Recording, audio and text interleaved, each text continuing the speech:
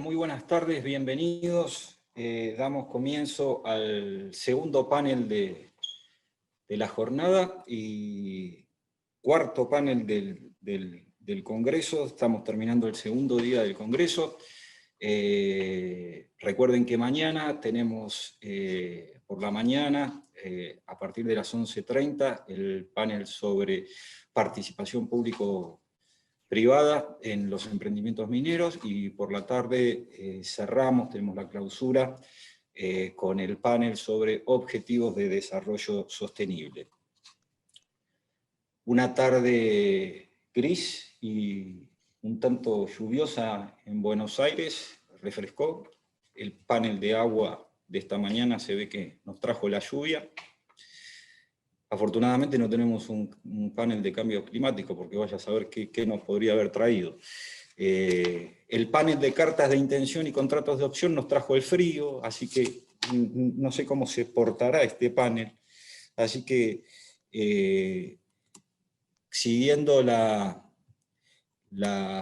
las formas que venimos teniendo hasta el momento, volvemos a agradecer a nuestros auspiciantes: Glencore Pachón, Minera Exar, Minera Santa Cruz, Newmont, Pan American Silver Argentina, Patagonia Gold, Veladero, Yamana Gold, Alfaro Abogados, Basáñez Videra Consultores, Becar Varela, Bruyú, Deloitte, Ernst & Young, Marvalo Farren y Meiral, Mitrani, Caballero, Ruiz Moreno Abogados, Estudio Randle, Price Waterhouse & Cooper y la Universidad Austral. Me toca ahora presentar a los moderadores de este panel. En primer lugar, me toca presentar a Sergio Arbeleche. Sergio es graduado de la Facultad de Derecho de la Universidad Católica Argentina. Tiene un premáster en Derecho Empresario de la Universidad Austral, un posgrado en especialización en petróleo y gas en la Universidad de Buenos Aires, un LLM en Derecho Estadounidense y Negocios Internacionales con honores en la Universidad de Suffolk, curso de especialización ambiental en la Universidad Católica Argentina, certificación internacional en ética y compliance de la Universidad del SEMA. Tiene experiencia de más de 20 años junto con el doctor Sebastián Bedoya en temas legales vinculados a la minería. Es socio a cargo del área minera y ambiental del estudio Bruyú. Fue profesor de la Universidad del Museo Social Argentino en Recursos Naturales. Desde el año 2013 es profesor titular en la Maestría de Gestión del Negocio Minero de la Universidad Católica de Cuyo. Fue contratado por Naciones Unidas en el año 2002 como asesor del Estado argentino para el Programa de Naciones Unidas para el Desarrollo de la Minería. Disculpen si me salté algo, Sergio, porque me estoy dando cuenta que tengo que empezar a usar anteojos. Me estoy poniendo viejo. Presento ahora a Matías Olcese. Matías es abogado por la Universidad Empresarial Siglo XXI, posee un máster en finanzas por la Universidad del SEMA, es socio del estudio Mitrani, Caballero y Ruiz Moreno, donde colidera la práctica de minería. Se especializa en minería, M&A y derecho financiero, con especial foco en la industria minera. Regularmente asesora a compañías públicas y privadas, bancos y agencias de financiamiento con intereses en el sector minero, en contratos de exploración y opción, contratos de regalía, streaming, joint ventures, contratos de operación, desarrollo de proyectos, etcétera, etcétera. Ha estado involucrado en adquisiciones y financiamientos, title opinions de activos mineros, incluyendo activos de oro, plata, cobre, etcétera. Ha sido repetidamente reconocido por Chambers and Partners Latin America, Legal 500 and Best Lawyers in Argentina. Mati, Sergio, bienvenidos, muchísimas gracias por estar moderando este panel. Los dejo en manos de los expositores para que los presenten. No tengo dudas de que va a ser un panel interesantísimo por la calidad de los expositores y por la vasta experiencia que tienen en el sector minero. Así que, nuevamente, muchísimas gracias, bienvenidos, y lo mejor para ustedes. Muchas gracias, Leo, gracias a IADEM, gracias a todos los concurrentes, que tenemos una audiencia concurrida, gracias por su tiempo y su interés, y tenemos prestigiosos panelistas y speakers para este tema que procedemos a presentar. Kuno Kafka es de Antofagasta Minerals, Canadá, egresado de la Facultad de Derecho de la Universidad de Lima, y tiene una maestría en Derecho Corporativo LLM de la New York University, director ejecutivo y Senior Counsel de Antofagasta Minerals, Canadá en Toronto, dirige la oficina canadiense con supervisión de asuntos regulatorios, gobierno corporativo, y brinda asesoramiento estratégico de negocios y legales sobre actividades mineras internacionales, incluidas fusiones y adquisiciones, joint ventures, ventas y transacciones de exploración, y a lo largo de su carrera ha trabajado en transacciones internacionales en las Américas, Australia, Europa, África y Asia. Antes de unirse a Antofagasta, trabajó con Sherman Sterling LPP New York, Macmillan LPP en Vancouver y Rubio Leguía Norman en Lima. Es abogado con doble titulación y miembro de la Law Society of Ontario y del Colegio de Abogados de Lima. Cristian Quincio, que está basado en Chile y es del estudio Quincio y Enríquez Novoa, licenciado en Ciencias Jurídicas y Sociales con distinción máxima por la Universidad de Chile, obtuvo la beca Fulbright y realizó un LLM en The Fletcher School of Law and Diplomacy. Es socio fundador del estudio Quincio y Enríquez Novoa, antes Quincio y compañía. Concentra su actividad en prestar asesoría en temas de minería, ingeniería y construcción, energía, corporativo y resolución de controversias. Es árbitro del Centro de Arbitraje y Mediación de la Cámara de Comercio, CAM, y académico del Departamento de Derecho Minero de la Universidad de Chile. Fue consejero jurídico de Phelps Dodge Corporation, hoy Freeport McMoran, y de la Corporación Nacional de Cobre, Codelco, y se ha desempeñado como abogado consultor de diversas compañías tanto en Chile como en el extranjero. Ha participado activamente en negocios internacionales relacionados con proyectos mineros en Chile y en otros países de Latinoamérica. Gracias, Sergio. Bueno, yo tengo el placer de presentar a Sebastián Bedoya, socio del estudio Gruyú, a cargo de las áreas de minería y ambiental, que lidera junto con aquí mi comoderador Sergio Arbeleche. Con él trabaja, bueno, como se dijo en la introducción, hace más de 20 años asesorando a diversas compañías con intereses en el sector minero aquí en Argentina. Sebastián es abogado, recibido en la Universidad Católica Argentina en 1996, cursó un programa de US Law en la Universidad de California en el 2000, cursó el posgrado de especialización en Derecho Ambiental en la UCA, es profesor en la Maestría en Gestión del Negocio Minero, organizada por la Universidad Católica de Cuyo, es profesor en el posgrado de especialización de Derecho Ambiental de la UCA también, fue profesor adjunto de Derecho Rural, Minero y Ambiental de la Facultad de Derecho de la Universidad del Museo Social Argentino, y también fue profesor asociado del claustro docente de la Escuela de Abogados del Estado. Asimismo, participará como panelista Fernando Pickman. Fernando es graduado como abogado en la Universidad de Lima, Perú. Asimismo, fue becario del gobierno español y estudió un máster en asesoría jurídica de empresas en el Instituto de Empresas de Madrid, España. Ha sido profesor de Derecho de Sociedades, Contratos Mercantiles, Derecho Minero y Alianzas Estratégicas en el programa de pregrado y en el posgrado de Derecho de Empresa en la Universidad de Lima. Ha trabajado en Uría Menéndez en Madrid, España, y en el estudio Barrio Fuentes en Perú. Posteriormente trabajó en Ernst & Young, oficina de Madrid, y en la actualidad es socio y encargado del área minera en Dentons, Gallo, Barrios y Pickman. Anteriormente también fue director de Petro Perú y por más de 3 años, y es director de diversas empresas mineras. Con esto concluimos la presentación de nuestros panelistas. Sergio, Bien, te paso gracias. la palabra. Gracias, Matías. Bueno, de cartas de intención y de contrato de opción se puede hablar mucho. Como podrán ver, vamos a ir pegando el temario en el chat de este Zoom para que ustedes puedan ir viendo por módulo de presentación las diversas cuestiones que puede llegar a tener esto.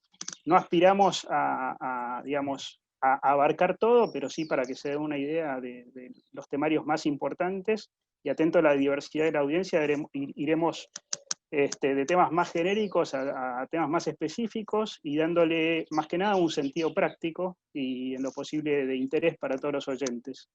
Así que sin más prolegómenos, empezamos, Kuno, si quieres, con una presentación inicial de la temática, para lo cual voy a pegar acá los temas de los que vamos a conversar, y quizás iniciaría preguntándote ¿qué necesidad comercial en tu experiencia ves vos que vienen a cubrir estos instrumentos en lo que es la actividad minera, y por qué son tan vistos en la industria?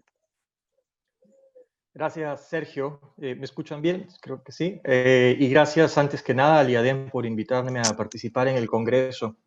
Mira, tú preguntas sobre la necesidad comercial, y creo que para entender cuál es la necesidad que se quiere cubrir, tenemos que partir por entender el negocio, cuáles son los riesgos asociados y cómo estos riesgos se gestan al final del día en la práctica. Porque los negocios mineros de los cuales vamos a hablar hoy se refieren en general a la opción de compra de depósitos mineros o de compañías que tienen depósitos mineros.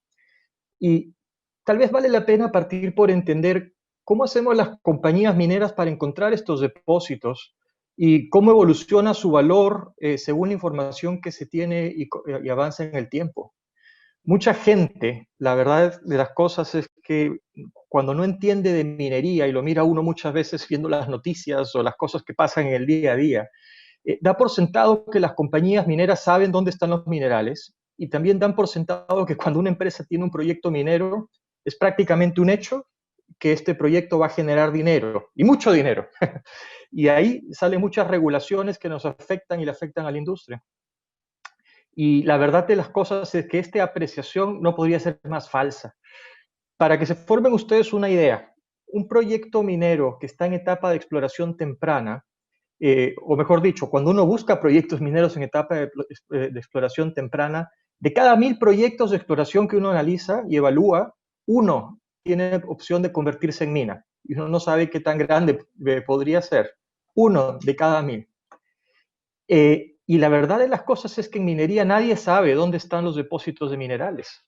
nuestros geólogos y expertos hacen básicamente una labor detectivesca por encontrarlos en todo el mundo, independientemente del país. Es un tema geológico donde ellos analizan los movimientos del subsuelo, hacen una investigación histórica, han estudiado muchos años, realizan mucho tipo de diferentes mecanismos para tratar de identificar dónde podrían estar estos depósitos. Y es la mezcla de estos conocimientos lo que hace factible entender dónde podría uno creer que existe o no el depósito minero. Y estos proyectos evolucionan a lo largo del tiempo, aumentando el nivel de conocimiento que se tiene. A grosso modo, un proyecto empieza por una fase de exploración temprana, donde lo único que ha identificado es que tal vez encima de la Tierra hay elementos que permiten creer que podría haber, por ejemplo, un depósito de cobre en el fondo, pero nadie sabe si lo hay, dónde está, ni cuál es su tamaño. Esto avanza a la exploración más avanzada, cuando por fin puede hacer sondajes en la Tierra, y pronto empezar a ver si efectivamente la teoría era cierta o no, y de ahí en adelante cuál es el tamaño de este depósito. Se hace después una prefactibilidad para analizar si eso que se está encontrando, ese depósito, es económicamente viable, y luego una factibilidad donde ya se aplican muchos mecanismos y muchos análisis básicamente para analizar el caso de negocio y ver si en la práctica es factible o económicamente rentable avanzar, porque al final del día, y esto ocurre mucho, uno puede encontrar un depósito de mineral. La empresa en la que yo trabajo, por ejemplo, identifica depósitos de cobre y de gran tamaño, principalmente pórfidos. Pero ¿qué pasa si uno encuentra un depósito que de repente es grande o no es tan grande? Puede ser un depósito de 500.000 toneladas, que está a 1.000 metros bajo tierra y se encuentra en la punta de la cordillera, lejos de infraestructura, de carreteras y de otro tipo de elementos que permiten al final hacerlo económicamente viable. No obstante, uno dedicó mucho tiempo a encontrar el depósito, tal vez no justifica la inversión para hacer dinero luego en un negocio que los inversionistas quieran avanzar. Y el punto que quiero hacer, tal vez no me voy a ir en detalle sobre todo el proceso minero, porque la gente que está acá seguramente muchos ya lo conocen. El punto que quiero hacer es que todo este proceso tiene incertidumbre. Y esta incertidumbre, para entender y determinar el valor real de lo que existe, se va cubriendo conforme avanza el tiempo. Y esto es lo que las partes o los inversionistas tratan de cubrir mediante el proyecto. Lo que buscan cuando entran en este tipo de negocios que nosotros vamos a ver hoy es precisamente permitirles hacer una investigación mediante perforaciones, mapeos, análisis geológico, geofísica, geoquímica, para determinar primero si el activo existe y segundo si se ajusta a su portafolio de inversiones. Y esta empresa al final del día va a terminar realizando la compra si es que puede determinarlo. Esta es la necesidad que tú me preguntas. Lo que se está buscando es permitir a los inversionistas que consoliden su participación en un negocio, ¿no es cierto?, adquieran el activo, solo cuando hayan confirmado que el activo existe y tiene las características que ellos están buscando para su compra, para completar la adquisición. ¿Cómo opera esto en la práctica al final del día y quiénes son las partes de este negocio? Lo típico es que sean empresas de exploración que han identificado un proyecto con potencial arqueológico y necesitan que otra empresa venga para invertir en ese proyecto, sea para adquirir un porcentaje o para comprarlo por completo. Puede ser que esta compañía, también existen casos en los cuales compañías con grandes portafolios o carteras de proyecto los quieren vender. Pero en todos estos casos, lo que es común es que la empresa que es inversionista tiene un tiempo durante el negocio para ir realizando inversiones e ir adquiriendo, ¿no es cierto?, cada vez más una participación.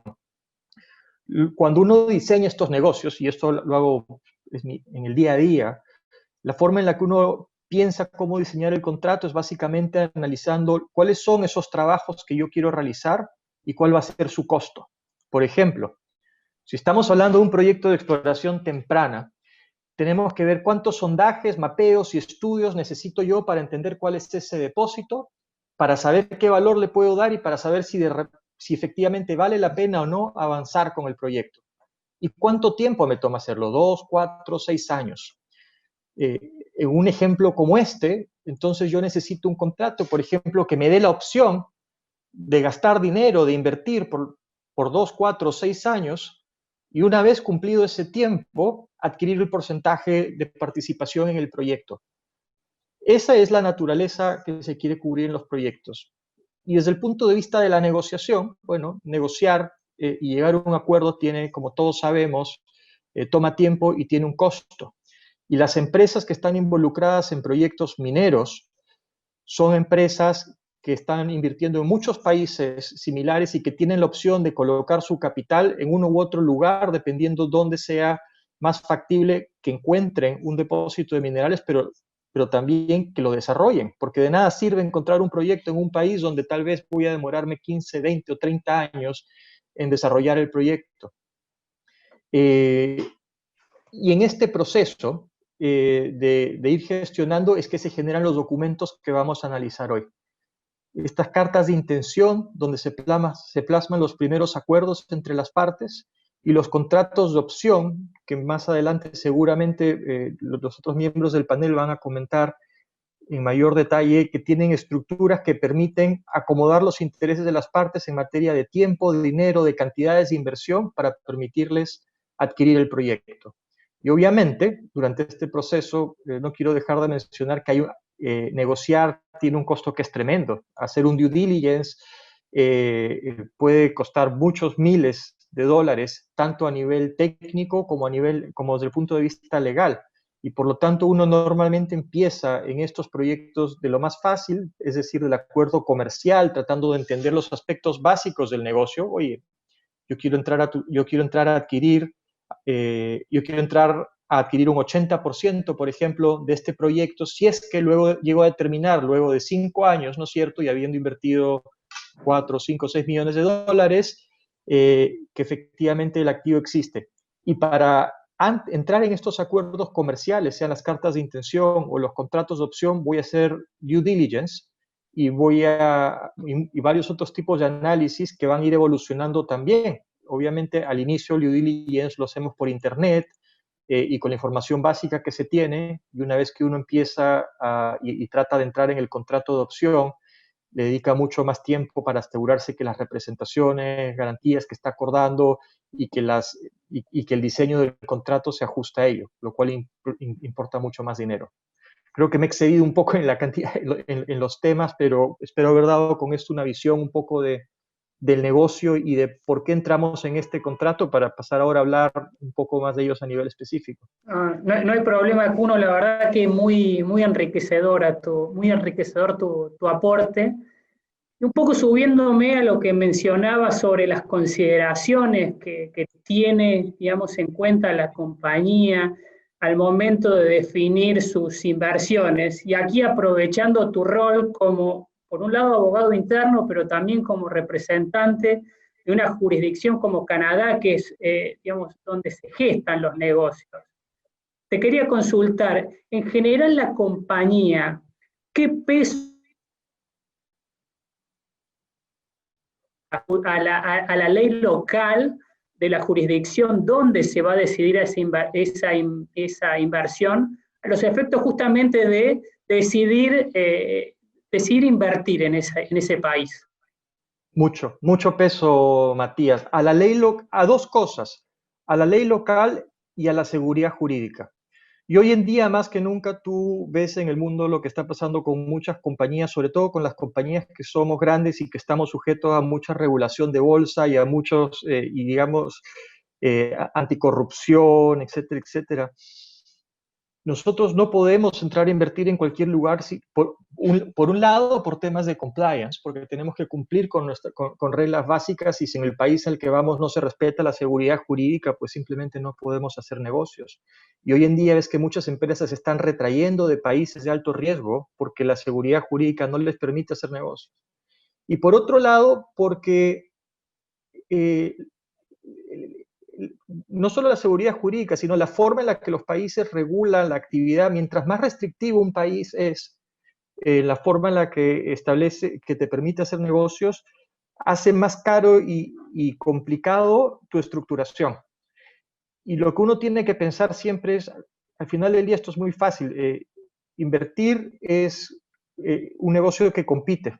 y todos los países compiten entre ellos, ¿no es cierto? Nosotros y las compañías que tenemos capital para invertir, al final tenemos que preguntarnos, tengo tengo $1.000.000 o 2 para invertir en un lugar, ¿dónde los pongo que sepa que me va a generar una ganancia y lo más rápido posible? Porque al final del día, si yo lo invierto, por ejemplo, en un activo minero donde la legislación local es tan complicada que no voy a poder poner este activo en producción en caso lo encuentre en 10 años, pues mis inversionistas me van a decir, mejor ese mismo dinero, llévalo a un país donde tú puedes hacer exactamente lo mismo, pero vas a tener el proyecto desarrollado en 2 años o en 3, porque al final vamos a ver la ganancia más rápida.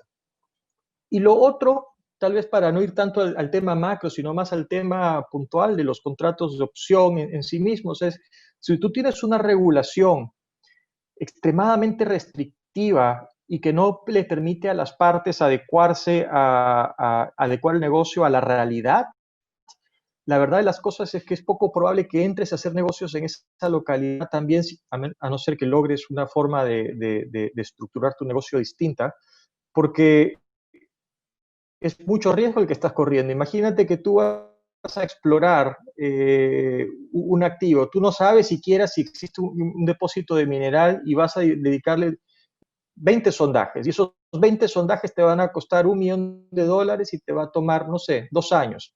Ahora imagínate que la legislación local te dijera, no, tus contratos de opción necesariamente tienen que ser de máximo 1 año, o en el caso de algunos países los estándares que te dicen que son 5 años. ¿Cómo haces? Si la realidad a ti te indica que tú necesitas 2 para hacerlo. Entonces, mientras más flexible sea la legislación y más peso le dé a las partes y les permita a ellos determinar el valor del negocio que están estableciendo, es más factible que uno vaya a hacer inversiones. Y para nosotros, personalmente, en la compañía en la que yo trabajo, es muy importante y cada día más. Bien, muchas gracias, Kuno. En este momento abrimos el módulo al resto de los panelistas para que hagan algunos comentarios adicionales, quizás con la guía de algunas preguntas adicionales que tenemos. En lo que respecta a cómo encarar el trabajo frente al pedido del cliente y a los alcances de un due diligence en base a las distintas etapas de avance contractual, tanto en cartas de intención como en lo que es finalmente encarar el contrato de opción, ¿qué nos pueden comentar? Déjame hacer un comentario respecto a lo que decía Kuno. Las etapas del negocio, yo no, más que entrar a las etapas de la inversión que va de la mano con las etapas del negocio, voy a referir al negocio jurídico minero. Normalmente nos encontramos, ¿no es cierto?, hoy día, en el siglo XXI, en nuestros países, con partes que ya no son las partes tradicionales que teníamos la costumbre de verlas en el siglo pasado como propietarias de los proyectos mineros que negociaban con las compañías extranjeras o locales, ¿no es cierto?, su potencial venta a través de diversos instrumentos, principalmente los contratos de opción, en Chile por lo menos. Hoy día nos encontramos con inversionistas bastante más complejos. Los dueños de los proyectos mineros son habitualmente en nuestros países, por lo menos en Chile, y me parece lo mismo en Perú y en Argentina, empresas internacionales, fundamentalmente canadienses y australianas. Empresas junior que han invertido, ¿no es cierto?, fondos para explorar y que ya tienen por lo menos un prospecto que pareciera que puede avanzar a proyectos. Viene un inversionista, una compañía de un tamaño distinto, otro inversionista junior, y quiere tener un derecho para examinar ese proyecto. Y aquí vienen, ¿no es cierto?, algunos problemas de los abogados que nos encontramos, los abogados latinoamericanos habitualmente. En primer lugar, los inversionistas anglosajones están acostumbrados a firmar las famosas letters of intent, cartas de intención, que es el tema de nuestro panel, o documentos precontractuales, memorándum de entendimiento, etc. Y la pregunta que hay que hacer es, ¿qué validez tienen en nuestra jurisdicción esas cartas de intención? Porque si la firma un inversionista canadiense con otro inversionista canadiense sujeta a ley canadiense respecto a activos en Chile, ¿vale? Esa carta de intención va a tener bastante poco peso en Chile. Las va a obligar, de acuerdo a su jurisdicción, ¿no es cierto?, a negociar supuestamente de buena fe, pero los activos que están en Chile no van a tener absolutamente ningún movimiento con esa carta de intención.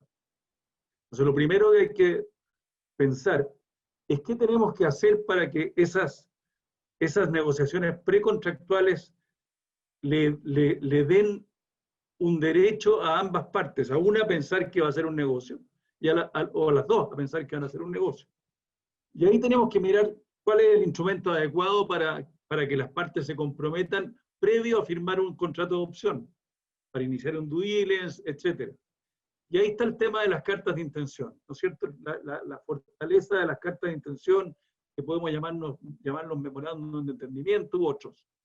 La carta de intención, si queremos que sea exigible en Chile, lo único que va a exigir es que esté sujeta a ley chilena, número 1, y que tengamos claro que lo que va a obligar a ambas partes es a negociar de buena fe para que se desarrolle o pueda cerrarse el negocio. Pero no las va a obligar a cerrar el negocio.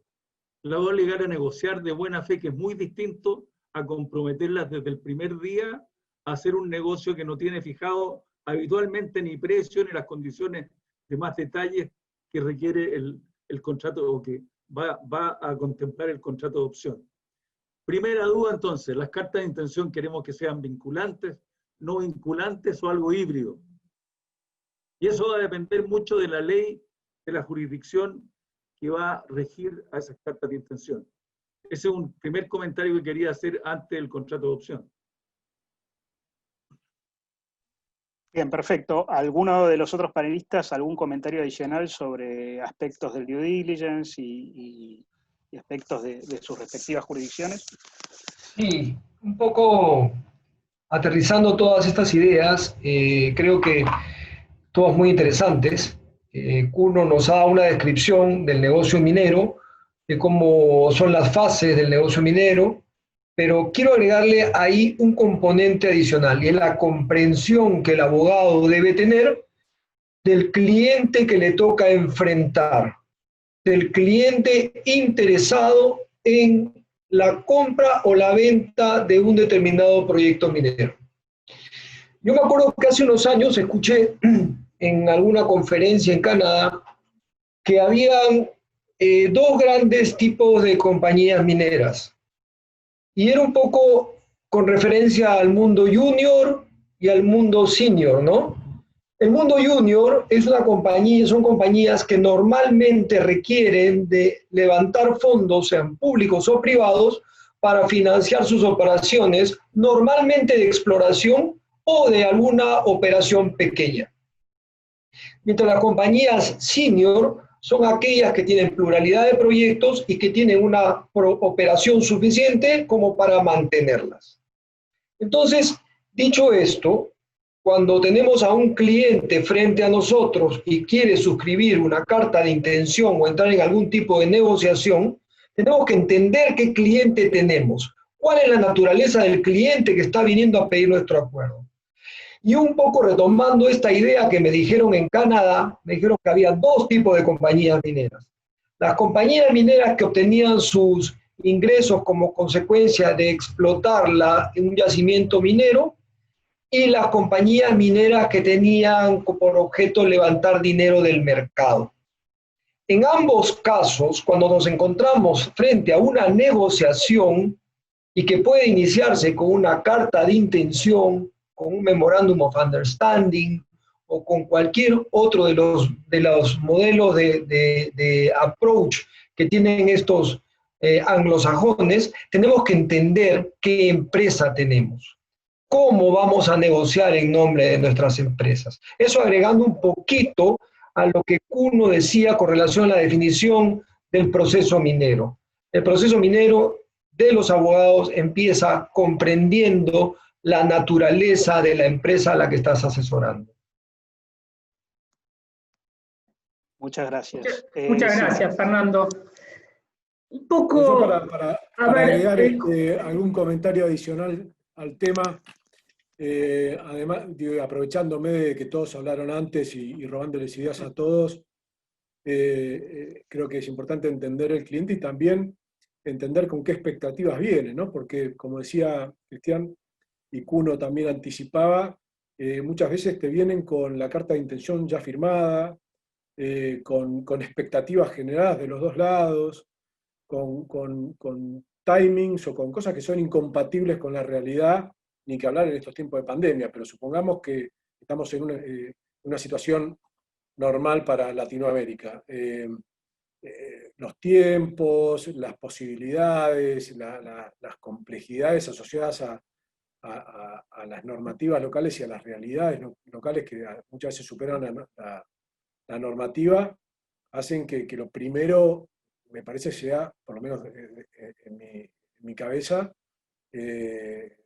pisar la pelota, decirle al cliente, bueno, venís con la carta de intención firmada, no firmada, ¿cuál es tu expectativa con relación a este negocio? ¿Cómo lo estás proyectando? ¿Qué querés hacer? ¿No? Para hacer un primer filtro de si estás encarando bien el negocio, ayudarlo a ver un poco la realidad detrás de lo que estuvieron conversando a miles de kilómetros de distancia, en un mundo quizá ideal para ellos, pero que bajado a tierra tiene por ahí sus complejidades, ¿no? En todas las jurisdicciones, me parece. Gracias. Sebastián, un poco, digamos, subiéndome a que tal vez la audiencia es un tanto diversa, seguramente dentro de los participantes hay gente que no es abogado. ¿Podrías un poco explicar, digamos, qué es una carta de intención Sí. y en particular después, bajo nuestro derecho, bajo el derecho argentino, cómo está regulada? Sí, mira, yo creo que hay tres aspectos que creo que son centrales con las cartas de intención. Uno es qué es una carta de intención, para qué sirve, ¿no? ¿Genera obligaciones una carta de intención? ¿Qué tipo de obligaciones genera? ¿Genera responsabilidades la carta de intención? ¿Qué tipo de responsabilidades genera? A veces uno toma las cartas de intención como referencia, digamos, como un documento simple, como referencia a lo que quieren hacer y, si querés, como contenido preliminar del contrato de opción o del contrato definitivo que las partes quieran firmar o quieran negociar, pero dependiendo de la ley, tomando lo que Cristian decía también, de la ley aplicable al documento, dependiendo del contenido del documento, las derivaciones vinculadas con estas tres cuestiones son relevantes, tienen sus bemoles. Porque no es lo mismo una carta de intención sujeta a legislación argentina, por ejemplo, que una carta de intención sujeta al common law. En el common law, el contrato es la ley y en general no hay una ley subyacente o codificada que le dé marco a ese documento, y el nivel de autonomía de las partes que reconocen las cortes de Estados Unidos, por ejemplo, son bastante más amplias cuando se refieren a qué es disponible y qué no es disponible. Ahora voy a adentrar un poquito en el detalle de cuál es la regulación argentina, pero hay diferencias que son relevantes al momento de abrir una carta de intención y cuál es el contenido, y si no está firmada, ver qué contenido darle y a qué derecho sujetarla, porque hay diferencias relevantes.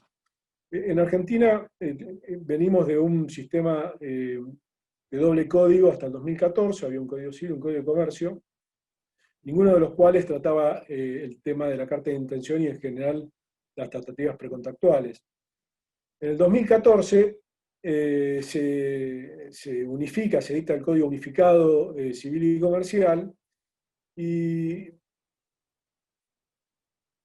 ese Código Civil Unificado incluye específicamente el tema de las tratativas, las llama tratativas contractuales, pero son mejor llamadas, creo, tratativas precontractuales. Antes del Código Civil y Comercial Unificado, la doctrina y la jurisprudencia, porque por supuesto había cartas de intención antes del 2014, la doctrina y la jurisprudencia en la Argentina iban de un lado para el otro, encuadrándolas dentro de la responsabilidad contractual, dentro de la responsabilidad extracontractual. Digamos, no había el alcance del daño en caso de responsabilidad, digamos, no había un parámetro demasiado definido.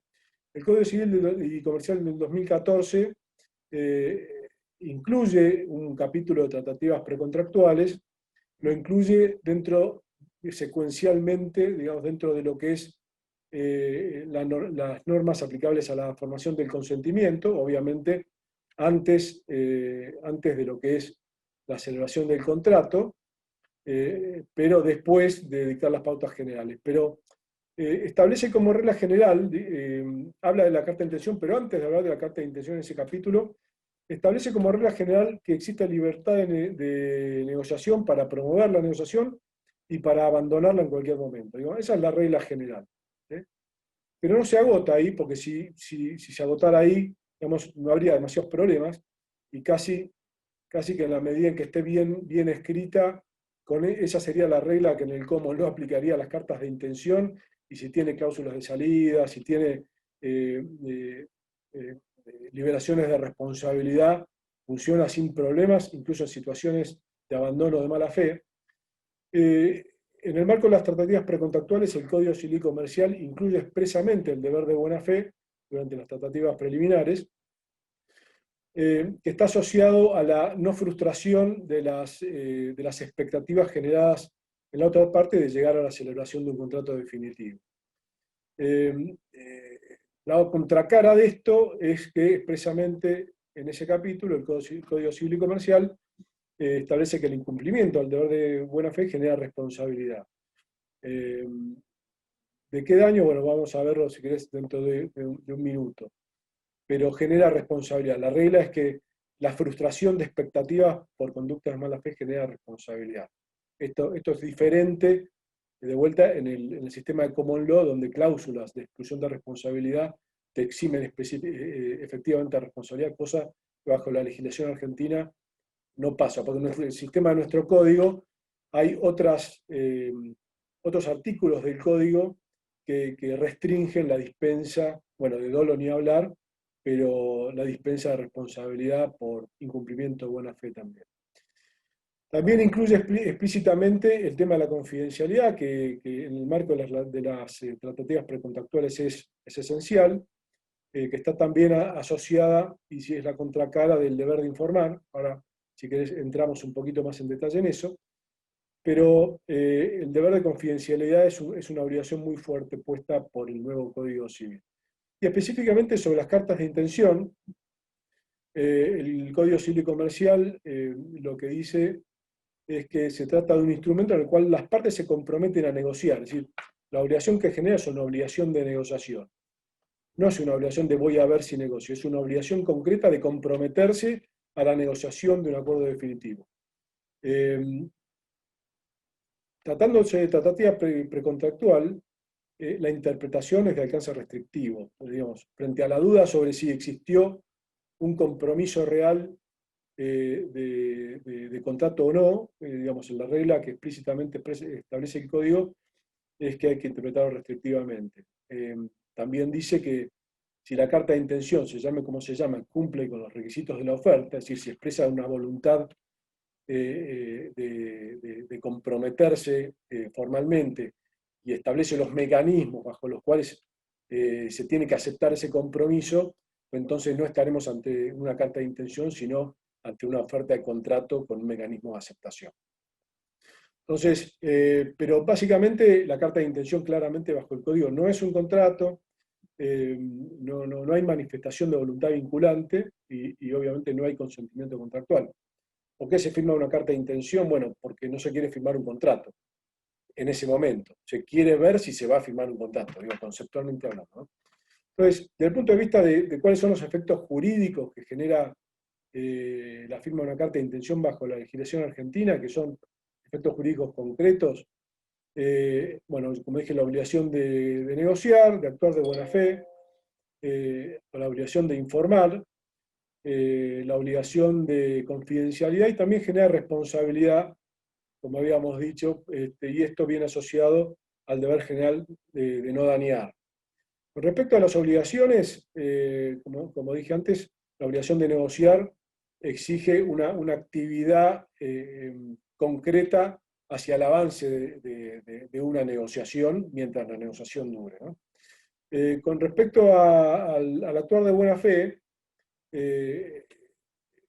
lo que exige es la no frustración de las expectativas legítimamente generadas en la otra parte en función no solo de la letra de la carta de intención, sino de la evolución de la negociación y todos los aspectos que rodean la negociación, que se vinculan también con un deber de cooperación y de proteger la confianza, ¿no?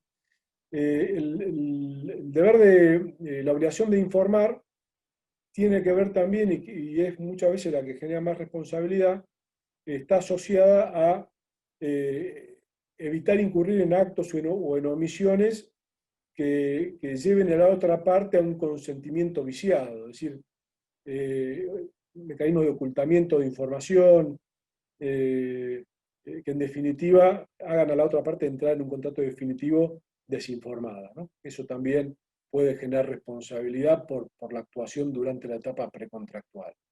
Y la confiabilidad, la confidencialidad me parece que no requiere mucha más explicación. El otro aspecto es la responsabilidad. Con respecto a la responsabilidad, de vuelta está vinculado al nivel de expectativa que se genera en el marco de la tratativa precontractual. Retirarse de la negociación, como dije, es un derecho, pero bajo nuestro sistema jurídico ningún derecho puede ser ejercido en forma abusiva, con lo cual tiene que haber una razón para bajarse. No necesariamente una razón absolutamente justificada y absoluta, pero sí una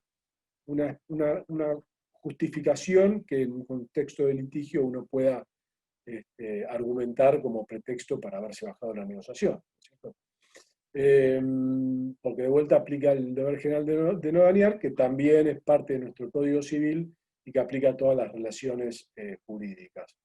Así la ruptura intempestiva, el ocultamiento, falsificación de realidades, el incumplimiento del deber general de buena fe en general, son todas situaciones que pueden generar responsabilidad.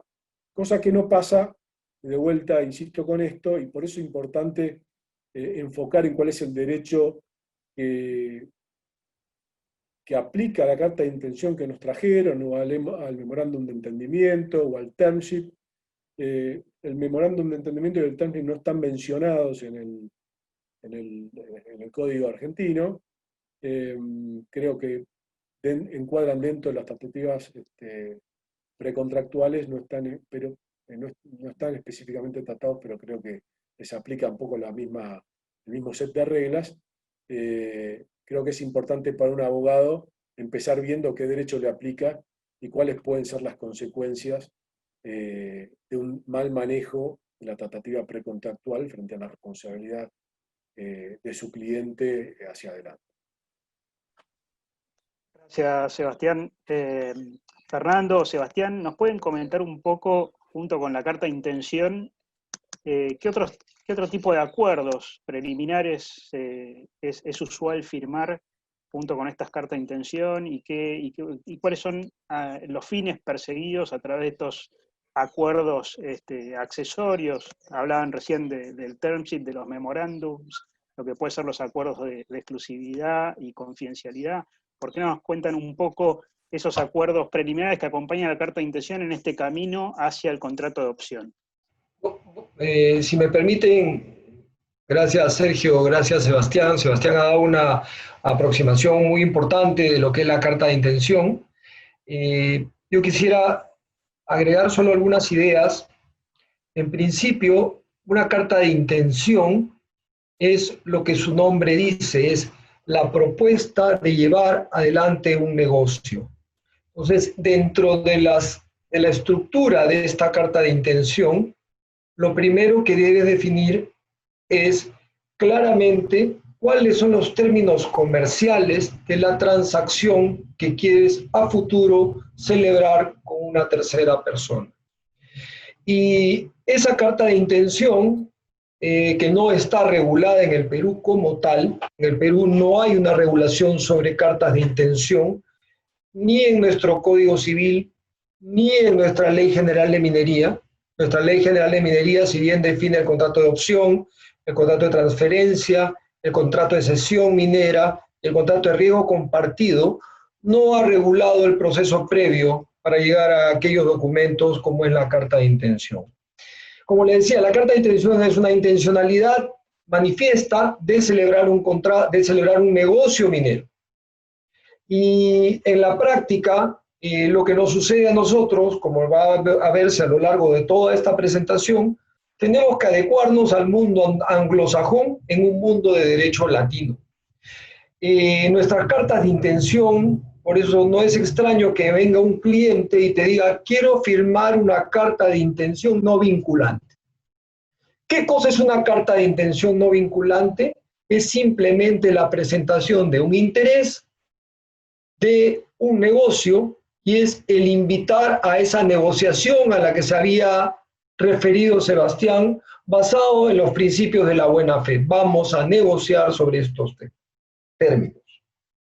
Pero por otro lado, podemos también estar en el caso de una carta de intención de carácter vinculante, que se asemeja a la naturaleza de una oferta irrevocable, en el sentido en que durante el plazo de vigencia de esta carta existe una obligatoriedad de mi oferta. Si es que la contraparte suscribe y firma esa carta, lo que hemos celebrado es un contrato preliminar, un contrato preparatorio para un contrato definitivo que incorporará los términos de negocio planteados en la carta de intención, además de aquellos propios del contrato definitivo. Dicho esto, podemos, las cartas de intención, y eso vamos un poquito ya a los pactos, acuerdos, contenidos que tienen esas cartas de intención, tenemos, por ejemplo, la sujeción a un famoso due diligence o auditoría de carácter legal.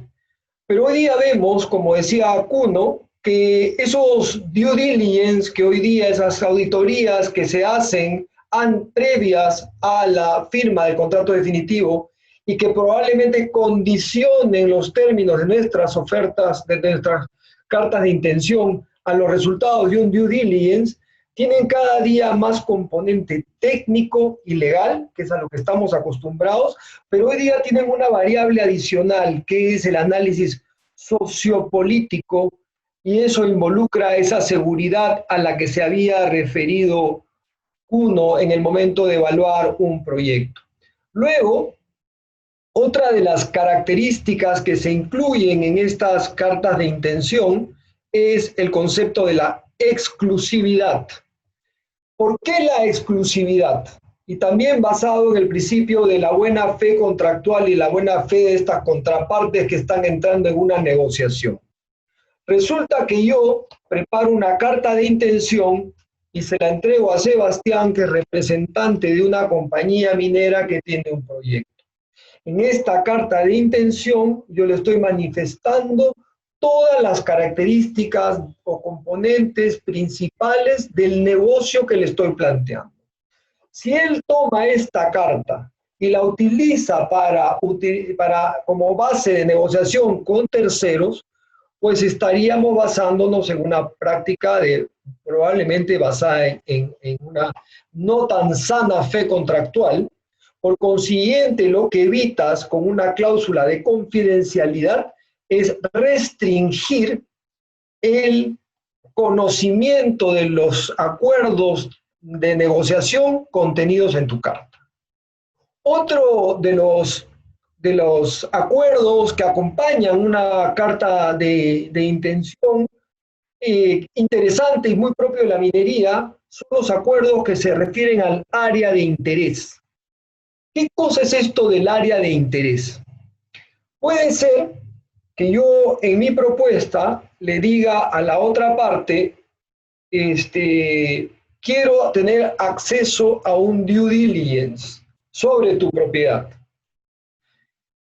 Pero resulta que mi interés no es solamente acceder a su propiedad, sino yo me he enterado o conozco por las anomalías que está circundada por zonas atractivas que no están o peticionadas o están en manos de terceros o que puedan ser de fácil acceso. Entonces, haciendo parecer un interés, me involucro en el conocimiento de la información que me proporciona mi contraparte en buena fe, conozco el área y peticiono toda el área circundante al proyecto minero que estoy mirando. Entonces, normalmente se incluyen las cartas de intención y en los contratos mineros de opción y de opción, como los que van a ver en la siguiente parte de esta presentación, pues se establece un área de interés, que quiere decir que en un área, en un perímetro de X kilómetros alrededor del área foco de la operación, no puedes adquirir propiedades, porque si no, esas debieran revertir en favor del titular de la propiedad. Entonces, en estas cartas de intención, en estos procesos de negociación, en estos procesos de mostrar intencionalidad en hacer negocios, hay una serie de características que son importantes y que nos llevan a tener una seguridad en la contratación minera.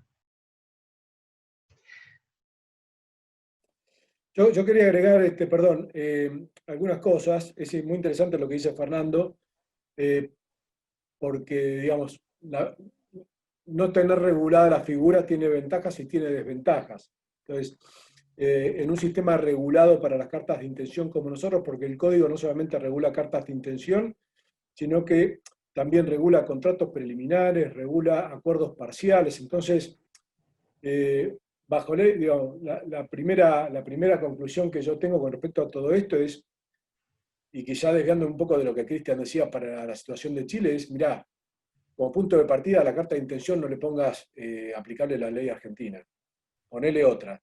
Después vemos qué hacemos con el contrato definitivo, porque además de toda esta cuestión de la dispensa de la responsabilidad por la buena fe, digo, en Estados Unidos hay fallos que permiten la dispensa de la buena fe en el marco de las cartas de intención, cosa que bajo nuestro sistema codificado es absolutamente, porque es dispensar el dolo prácticamente, ¿no? Es impensable. Entonces, digo, yo estoy mucho más cómodo con una carta de intención sujeta a derecho extranjero, un derecho que le quede cómodo al legal counsel de mi cliente, que al argentino. Y un poco en línea con lo que Fernando decía, pero por el otro lado, yo casi que prefiero que la carta de intención no incluya preacuerdos explícitos con respecto al negocio. Sí que lo describa en términos generales, pero cuanto yo más preacuerdos incluyo, más cerca estoy del contrato definitivo en forma documentada. Entonces, me acerco cada vez más peligrosamente al límite entre lo precontractual y lo contractual. Entonces, si eso termina mal, y la parte frustrada, que se siente frustrada, me lleva a tribunales, entonces dirá, mire, señor juez, fíjese que en la carta de intención el negocio estaba prácticamente cerrado, habíamos fijado precio, habíamos establecido cuáles eran los activos, habíamos establecido las representaciones y garantías, las indemnidades, un montón de cosas, y la verdad que la otra parte se fue y no me avisó. Entonces yo la verdad que me siento más cómodo con una carta de intención que tenga los aspectos fundamentales, que por supuesto son la confidencialidad, la exclusividad, el área de interés, todo lo que mencionaba Fernando, que es súper importante, y que son las obligaciones principales y que subsisten a la carta de intención, me parece. Pero lo que es la descripción del negocio, a mí la verdad, incluirla me hace ruido. Después, Sergio, hay un par de preguntas en el Q&A que son interesantes. Sí, las estoy viendo, nos debemos al público, yo sé que tenemos una serie de preguntas programadas para hacer, No sé si pero vamos a dar quería prioridad. hablar. ¿Quería decir algo, Kuno? ¿No? Vamos a dar prioridad a las preguntas del público. La primera es, teniendo en cuenta que según el artículo 286 del Código de Minería dispone que las compañías de minas surgen por la adquisición de parte de una mina registrada, ¿usted aconsejaría una carta de intención o precontrato de adquisición de un 80% de los derechos mineros? Descarto que es una pregunta de derecho argentino, porque el 286 habla de la compañía de minas, que es de formación obligatoria partiendo del principio de indivisibilidad de la mina, en donde no está admitida la posibilidad de un condominio de minas, y por eso el código impone la formación de esta especie de sociedad de compañía de minas que en realidad está bastante mal regulada, con lo cual la respuesta Sí. corta es que no, la verdad no lo recomendaría, pero también están hablando, y esto sí tiene que ver mucho con lo que va a explicar, van a explicar los panelistas en lo que es contrato de opción, hablan de carta de intención de un 80% de los derechos mineros. Eso podría articularse de una manera indirecta a través de tenencia de acciones de la sociedad, que a su vez es titular de los derechos mineros, y van a ver cuando los panelistas expliquen algunas variaciones del contrato de opción, como es el earning progresivo y demás, ¿no? Sí, con respecto a esa pregunta, me parece que la problemática está más asociada con el contrato definitivo. No veo problema en que la firma de cualquier tipo de acuerdo precontractual relacionado con la adquisición de una parte indivisa de una mina, pero al momento de perfeccionar ese negocio van a tener que ver qué vehículo utilizan. Si le ceden la mina a una sociedad compartida, si forman una compañía de minas, que es algo que a nadie le gusta, por lo mal que está regulada, etc. Y la otra pregunta, digo, ya la tomo para Sí, contar así. dice, en los contratos preliminares fija el Código Civil y Comercial un plazo de 1 año prorrogable. ¿Es aplicable para una carta de intención? La respuesta, eso lo vamos a tratar más en detalle con respecto a los contratos de opción, pero la respuesta es no, porque las tratativas precontractuales no generan obligaciones contractuales, no es un contrato, con lo cual ese artículo del código no le aplica a lo que son tratativas precontractuales, sí le aplica a los contratos preliminares, que es donde está esa disposición del código. Espero. Gracias, Sebastián. Subiéndome un poco a lo que mencionabas recién, Sebastián, sobre la ley aplicable, y siendo que al menos en nuestra experiencia, generalmente las cartas de intención ya nos llegan bajadas de, sea Canadá, sea Australia, sea de Estados Unidos, etcétera, y sujetas obviamente a ese tipo de legislación aplicable. Aquí aprovecho tu participación, Kuno, como representante de Canadá, para consultarte si bajo legislación canadiense este tipo de contratos, como las cartas de intención, están regulados, y de estarlos, si hay alguna particularidad que nos quieras mencionar para tener en consideración. Gracias, Matías. Mira, en general, tanto en Canadá como en Estados Unidos, lo que es el common law, no se tiende a regular de manera tipificada como en el derecho civil en Latinoamérica este tipo de contratos. Lo que hay es una libertad de las partes de contratar, ¿no?, de acuerdo a las formas que consideren necesarias, y hay precedentes que resuelven problemas que han existido entre las partes, ¿no es cierto?, o que podrían contradecir las bases del derecho cuando hay un conflicto entre ellas. El tema específico de la regulación no la hay, pero lo que hay es un estándar de negocio. Y un poco lo que mencionaban hace un momento y también Fernando, al final del día lo que hay es el estándar común es que hay cartas de intención que son vinculantes o no vinculantes. Pero, y al final del día, las consecuencias de que se rompa, bueno, una carta no vinculante es simplemente eso, como lo decía Fernando, es una intención de las partes, y si mañana simplemente decides no hacerle caso, no pasa nada. Lo que es interesante con las cartas de intención vinculantes es que la normativa y los precedentes, sobre todo acá en Canadá, en general son muy estándares en decir que estos acuerdos no son otra cosa que lo que se denomina un agreement to agree, o un acuerdo por acordar, ¿no es cierto?, donde la obligación en estricto rigor no está, uno no está obligado a celebrar el contrato necesariamente, pero está obligado a negociar de buena fe. y le asigna consecuencias, que las consecuencias negativas que las partes quieren.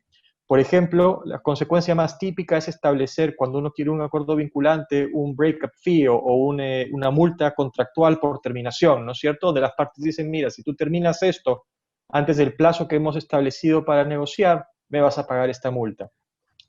Y en los casos en los que no se acuerdan, también puede ser que ciertas personas acuerden y el derecho lo reconoce también, es el pago de daños, pero que es básicamente el daño por el costo de la negociación, por el costo de haber terminado esta negociación de mala fe.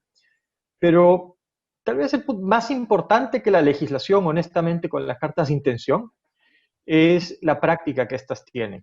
Porque yo te voy a decir que en el 100% o en el 99% de los casos, tal vez de los negocios que he visto, todas las compañías, sean compañías mayor, como las describía Fernando, o compañías juniors, respetan el texto de la carta de intención.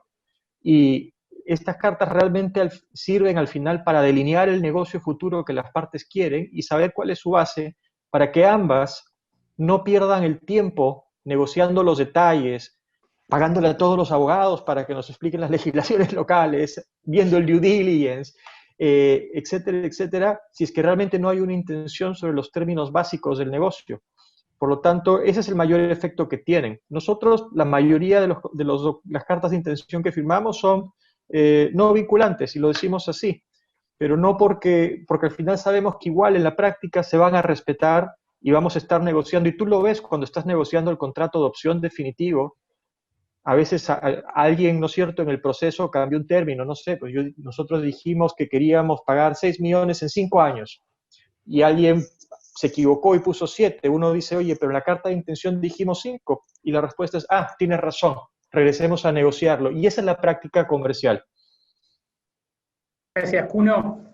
Bueno, la verdad que la temática que subyace a todo lo que es carta de intención nos podría llevar todo el día. En atención un poco al tiempo acotado que tenemos para tratar la diversidad de aspectos que nos convocan, me adentraría en lo que es el contrato de opción, que si bien ya Cristian nos dio un primer pantallazo de qué se trataba todo esto, quería consultarte a vos, Cristian, más allá de la regulación en particular, si podés explicarnos para qué sirve, para qué una compañía del sector minero firma este tipo de contratos. Me voy a referir a la legislación chilena. En Chile los contratos de opción mineros están regulados en la legislación minera.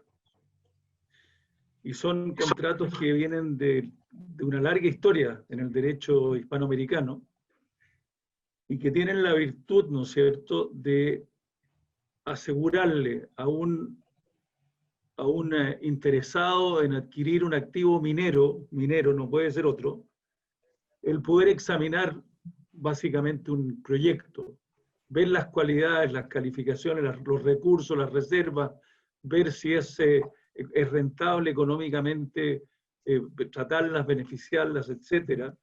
Y durante un tiempo que haga ese análisis, es un análisis, repito, del yacimiento, de las ventajas, de los permisos, un estudio de los permisos que tiene que obtener, etc., determine si va a aceptar la compraventa o no la va a aceptar.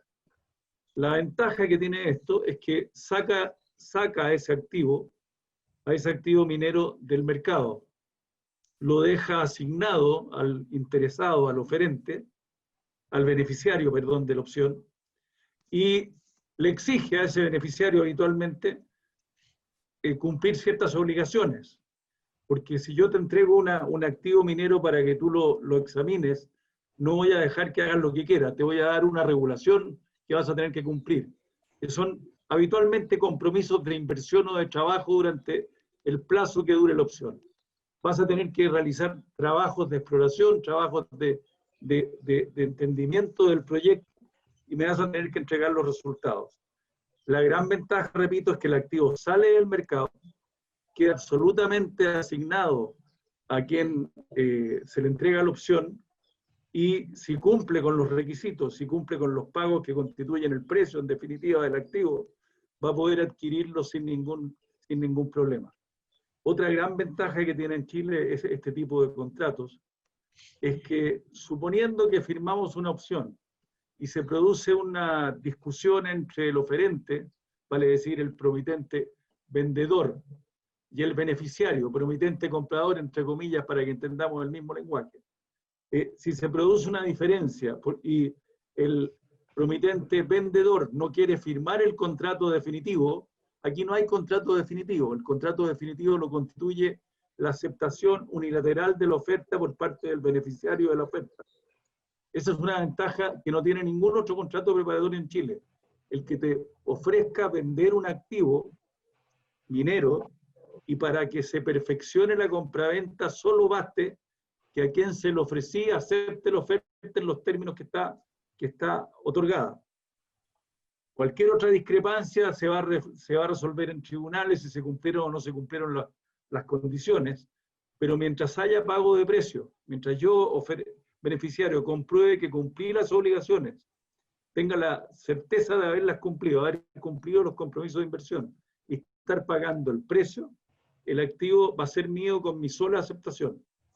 Esa es una ventaja enorme que ofrece el Código de Minería respecto a los contratos preparatorios que se llaman contratos de opción, que le da al minero, a la empresa minera que se interesa en un proyecto en Chile, tomar tiempo para poder analizar ese proyecto, analizar todos los beneficios y todos los contratiempos que puede tener y tomar una decisión en un tiempo razonable, lo más informada posible, sin necesitar para perfeccionar la compraventa la concurrencia de quien le entregó la oferta. Y la verdad es que es una de las características más fuertes que tiene el contrato.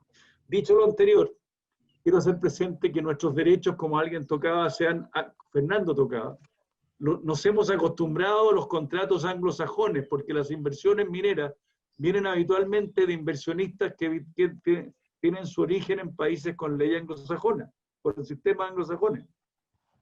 Entonces, ¿cuáles son los típicos sistemas de estos inversionistas? Los famosos earn-in agreements, vale decir que vayamos cumpliendo compromisos de inversión y con cada compromiso de inversión vamos adquiriendo porcentajes en el activo minero.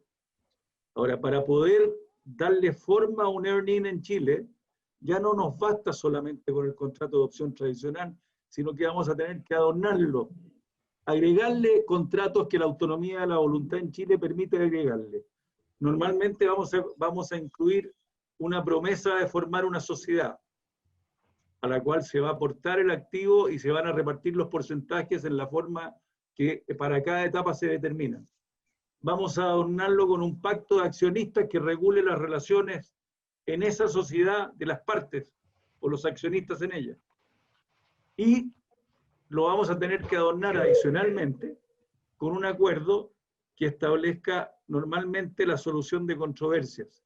Y esa solución de controversias, quiero hacer presente a propósito de la posibilidad de ir a legislaciones extranjeras, que aquí en Chile no es fácil, porque los activos, los bienes chilenos, se tienen que someter a la decisión de la ley chilena, a la decisión de las cortes chilenas. Vale decir, si tratamos sobre activos mineros, sobre pertenencias, concesiones mineras, los únicos tribunales cuyas decisiones son exigibles son las de los tribunales locales. Y en las sociedades que se constituyan conforme a ley chilena, las discrepancias entre los socios, accionistas o el accionista y la administración se resuelven obligadamente por arbitraje de acuerdo a ley chilena. Cosas que hay que tener en Chile muy presentes cuando se ingresa a estos contratos, se entra a negociar estos contratos. Afortunadamente, que uno me puede corregir, estamos en un sistema jurídico que tiene todavía una buena evaluación en el mercado internacional. Los tribunales de justicia, los tribunales arbitrales son respetados en Chile. No sé si hay algo más que quieras agregar, que quieras que agregue del contrato de opción, pero el contrato de opción en Chile hoy día ya no es tan simple. Ahora nosotros también tenemos la figura que tienen ustedes de la compañía minera. Nosotros le llamamos la sociedad legal minera, vale decir, si una persona es dueña de un activo, de una concesión minera, de una pertenencia minera, y me ofrece una opción escalonada para yo adquirir un 80% de los derechos, un 50%, lo que sea. Si yo adquiero esa cuota, automáticamente por el Ministerio de la Ley, se va a formar lo que denominamos nosotros la sociedad legal minera. Y en lugar de tener un porcentaje en el activo, una cuota en el condominio, en la copropiedad, voy a tener acciones representativas de esa cuota.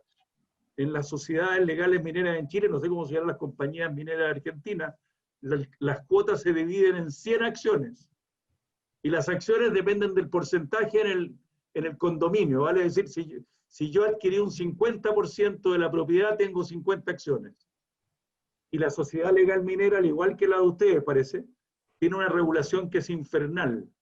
Entonces, todos queremos salir de esa regulación.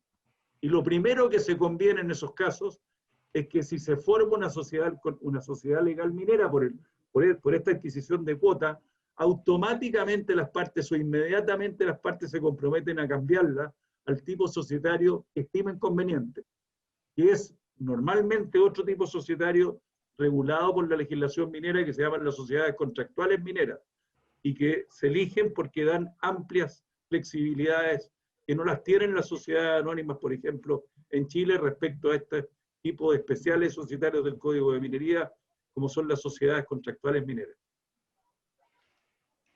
Cristian, como siempre, usted una cátedra.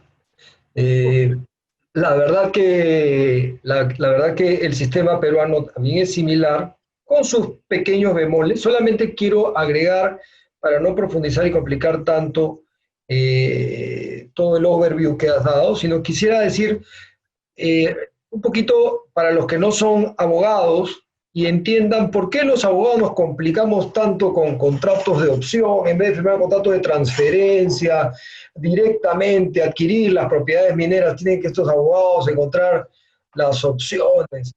A ver, cuando uno, y es un poco regresando a la presentación de Kuno, que ha sido muy instructiva y que le ha puesto el sombrero al tema, la minería es por naturaleza una actividad de alto riesgo, es una industria de alto riesgo. Uno puede creer que tiene el mejor yacimiento frente a sus ojos, los geólogos vinieron y nos contaron historia, que es fantasía, que es una maravilla el yacimiento. Para esto, si hay algún geólogo ahí por ahí que me escuche, yo aprendí a no aceptar bromas de geólogos sobre abogados, después de que sobre que los abogados son mentirosos, cuando me los encontré a ellos negociando cómo venderse un proyecto minero. Ahí ellos se transforman en más mentirosos que el más mentiroso de los abogados, pero en fin, es una anécdota. Yo a los geólogos ya las bromas sobre mentirosos no se las creo mucho. Bueno, lo que decía es, ¿por qué el contrato de opción minero es tan importante? Me interesa un proyecto minero, pero yo no lo puedo comprar, no lo puedo adquirir hasta que no tenga relativo sentimiento de que ese proyecto puede dar lugar a una potencial mina o tener un valor. Entonces, ¿qué es lo que tengo que hacer para estar seguros que ese proyecto tenga un valor? Pues tengo que explorarlo. Explorarlo significa empezar desde la etapa superficial, caminar por la propiedad, recorrerla, luego someterla a geofísica, hacer algún tipo con descargas eléctricas, ver resistividad, magnetometría, empezar a ver si es que hay algo, luego sobre eso ver las anomalías y empezar a hacer una perforación.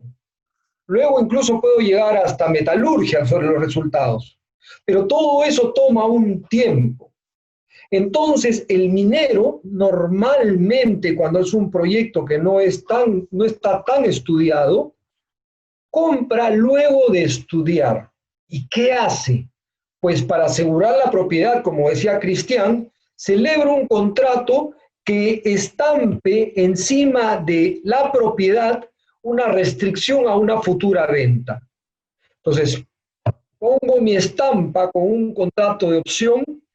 Y ese contrato de opción no es que yo te pago, normalmente son estructurados de esta manera, no es que yo te pago una cantidad N al iniciar y X al terminar, sino que está acompañado de una serie de pagos graduales que pueden tener periodicidad semestral, anual, normalmente semestrales o anuales, que van a ir incrementándose en el tiempo conforme llegues al momento del ejercicio de la opción.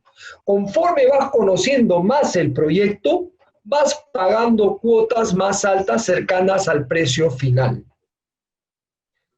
El contrato de opción es el contrato ideal para la minería, para que el empresario minero pueda comprar una propiedad minera disminuyendo riesgos y no comprando a ciegas. En el caso peruano, a diferencia de probablemente lo que pasa en los casos de Argentina y de Chile, en el caso peruano, con celebrar un contrato de opción, lo que tienes es un contrato preparatorio para la firma de un contrato definitivo de transferencia de una propiedad una vez que se hayan cumplido todas las condiciones del contrato de opción, pero en paralelo, para poder hacer las labores de exploración, se tiene que suscribir un contrato de cesión minera. Vía el contrato de cesión minera, que es un contrato muy similar a un arrendamiento o a un usufructo, el titular de la concesión minera concede al tercero interesado la posibilidad de ejercer todos los derechos del titular minero en la propiedad. De esa manera, mientras está pagando su vigencia, su opción, o haciendo los pagos de vigencia de opción, vía el contrato de cesión minera, está pudiendo realizar los estudios necesarios en la propiedad para poder encontrar el real valor y ver si continúa con la opción e incluso ejerce el derecho de optar por comprar la propiedad. Fernando, a Sergio y a Matías, algo bien relevante que acaba de tocar Fernando. El contrato de opción minera es un contrato preparatorio, y es un contrato preparatorio de algo que no tiene un valor de mercado. Entonces, obviamente hay que conocer eso para poder decidir si lo adquiero o no lo adquiero. Esto no es la compra de una casa o un departamento que sabemos cuál es el valor de mercado. Aquí el valor del activo va a estar determinado por las reservas y recursos que tenga y cuál es la posibilidad de aprovecharlas en una forma razonablemente desde el punto de vista económico. Y es por eso que hay un elemento bien esencial de estos contratos, que es cómo se determina el valor del activo. El valor del activo, como bien lo dice Fernando, va asociado a pagos. Se pacta un precio que se pague en cuotas. Partimos con installments o cuotas que van subiendo en el tiempo a medida que nos acercamos al momento de ejercer la opción. Mientras más conocemos el activo, más pagamos. Dicho lo anterior, en cualquier momento nos podemos salir sin ninguna sanción. No estamos obligados a firmar el contrato definitivo ni a aceptar la opción. Nos podemos ir sin sanción alguna más que dejarlo pagado. Lo segundo, hay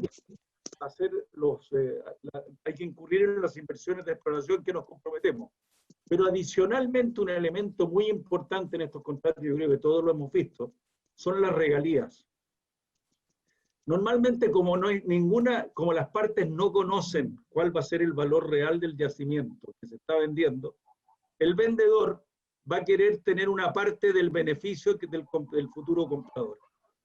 Y eso lo pactan a través de una regalía. Regalías que tienen distintas formas. Las más habituales son los NSR, vale decir, regalías que están determinadas no conforme a la utilidad, sino que conforme a las ventas, sin agregar un elemento de incertidumbre, que es el elemento de la utilidad que pueda generar la empresa a la cual le vendo el activo. Y esas regalías también tienen sus tecnicismos legales que le permiten a quien es el beneficiario poder vender ese derecho, poder ceder ese derecho y hacer plata anticipada del mismo, que ustedes deben ser testigos que se ha desarrollado en el último tiempo un mercado bastante activo de compra de regalías mineras. Ese es otro aspecto importante del contrato. Y es bien importante porque depende de la forma que se pacte, depende de los remedios que va a tener el vendedor respecto al comprador para su exigibilidad. Muchas gracias. Aprovecho para comentar una pregunta que nos llega En el caso de pagos, en este contrato de opción se toman como que esos importes son a cuenta de precio cuando el beneficiario realice la opción de compra. Uno, Sí. si quieres, bien. Así es, en Chile sí. Sí, Yo Sí, quiero decir algo, perdón, sí, porque estás perdonado. Fernando y Cristian, bajo ley argentina, nos están metiendo en problemas, porque el contrato de opción en el Código Civil y Comercial es una fórmula desafortunada, por lo que tengo leído, heredada del derecho peruano, y cuando los peruanos le pedían a patadas al Congreso peruano que modificara esa norma, nosotros la estábamos metiendo en nuestro Código Civil y Comercial, cosa que suele pasar acá en Argentina. En América Latina. Si nosotros, sí, en Argentina, y ya les va a pasar a ustedes en breve, pero bueno, Espero que vamos no. por partes. Espero que no, yo también. Pero vamos por partes. El encuadramiento de este tipo de contratos de opción como un contrato preliminar genera bajo el Código Civil y Comercial argentino un problema, y es que en el articulado del código referido a los contratos preliminares, que incluye los contratos de opción, establece un plazo máximo de 1 año para el ejercicio de la opción, prorrogable, pero parado desde el momento de la firma del contrato es un problema, que es un tema que se ha discutido y se ha criticado mucho desde que salió el código, y bueno, se han hecho piruetas para tratar de diferenciar lo que es una opción de firmar un contrato en el futuro de un contrato definitivo que incluye una opción de compra, como el leasing, por ejemplo, digo, donde que el leasing está regulado en otro capítulo, pero digo, olvidándonos de eso, ¿dónde queda la figura del leasing si tomamos que el leasing es un contrato preliminar en estos términos? Digo, ningún leasing podría tener más de 1 año de vigencia, y la verdad que las cosas no funcionan de esa manera en el mercado o en el mundo de los negocios. Entonces, ha habido un esfuerzo no menor para encasillar a los contratos de opción previstos en el artículo 996 del Código Civil y Comercial en lo que son una suerte de ofertas irrevocables de firmar un contrato para optar por la compra de un activo dentro del plazo de 1 año, pero diferenciándolos de contratos definitivos, como puede ser, por ejemplo, un contrato de exploración con opción a compra, o modelos que en la minería se dan y que incluyen en general cosas que suceden desde que se firma el contrato hasta que se ejerce la opción, y que tienen que ver justamente con lo que Cristian y Fernando mencionaban, de los pasos que tiene que ir siguiendo el posible adquirente para llegar al convencimiento de que va a comprar el activo o no. Entonces, ha habido un esfuerzo doctrinal, pero el problema sigue existiendo. En general, todos hemos elegido hacer esta distinción y considerar que los contratos preliminares, mejor dicho, que los contratos de opción mineros en general, no califican dentro de lo que es contratos preliminares, que tiene otro problema que no fue debatido, pero que es una consecuencia y que es problemática desde el punto de vista de los costos de la transacción, de los impuestos de la transacción también, costos entendido como costos de instrumentación y también de impositivos, que tiene que ver con que bajo el código, en el caso de los contratos de opción, los contratos de opción tienen que instrumentarse de la misma manera que el contrato definitivo. Es decir, si estamos hablando de una compraventa de una mina, en el caso de la Argentina, eso es como comprar un inmueble, es una escritura pública, el contrato de opción debiera celebrarse también por escritura pública, lo cual encarece muchísimo la transacción, la expone frente al impuesto de sello, digamos, tiene una serie de complejidad desde el punto de vista de la instrumentación y de los costos. Esto quería comentar. También siguiendo un poco con el tema y tratando de trazar un paralelo, estos contratos existen en la Argentina, obviamente el activo se inmoviliza con medidas de inhibición voluntaria y irrevocable, digamos, hay mecanismos en la Argentina, y el tema de las regalías da para hablar un montón, por lo menos bajo ley argentina tratamos de no, y dejo el tema planteado porque el tiempo se nos va, pero tratamos, dentro de lo posible, de no meterlo como parte del precio, porque las derivaciones legales de tener parte del precio sin pagar para siempre es un tema que da para conversar un rato largo. Y le cedo la palabra a Cuno, creo que quería... Gracias, Sebastián. Cuno, sin perjuicio del comentario adicional que quieras hacer de estos temas, te dirijo una pregunta que teníamos pensada para vos y una pregunta que nos llega del público. Un poco, en tu experiencia, ¿cuáles son las distintas variaciones de este tipo de contrato de opción y cuáles son los principales aspectos o cláusulas o temas que se incluyen en estos contratos de opción? Y te agrego la pregunta del público, que es si un proyecto cuenta con un informe NI 43101, si tiene sentido de todas formas el contrato de opción en la práctica. Gracias.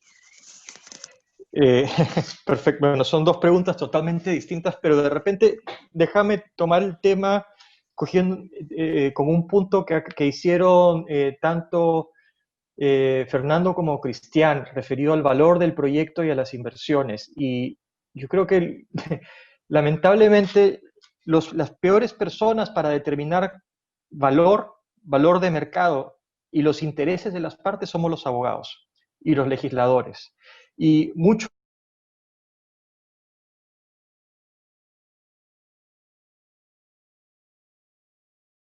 bien le harían ampliando las figuras y dándole más libertad a las partes para que ellas establezcan lo que creen conveniente.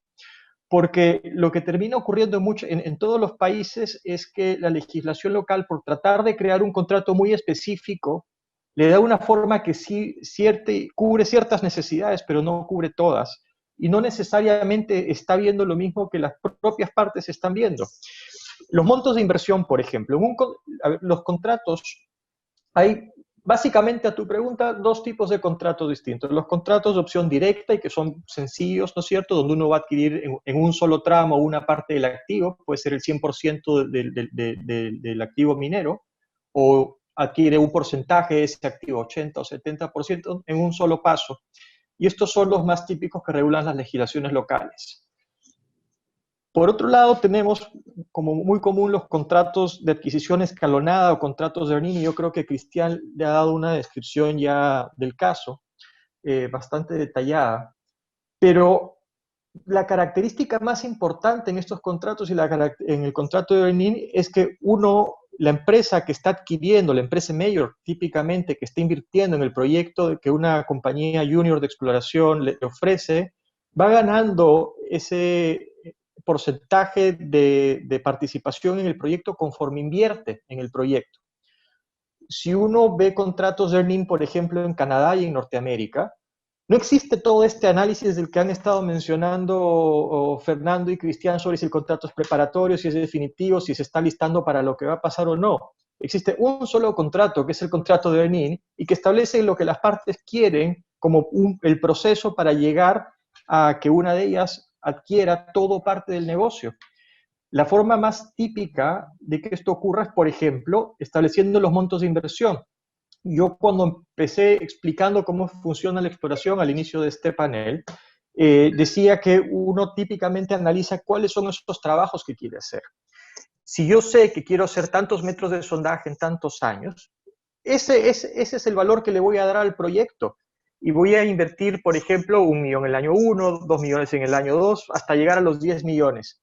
Y puede ser que cuando llegue al año 5, al último año de inversión, no voy a pagarle un centavo a la empresa junior, nada, no voy a pagar una opción, no he creado un valor paralelo y no voy a firmar una compraventa. Lo que voy a hacer simplemente es haber acreditado que invertí en su proyecto y eso me va a dar automáticamente el derecho de adquirir un determinado porcentaje.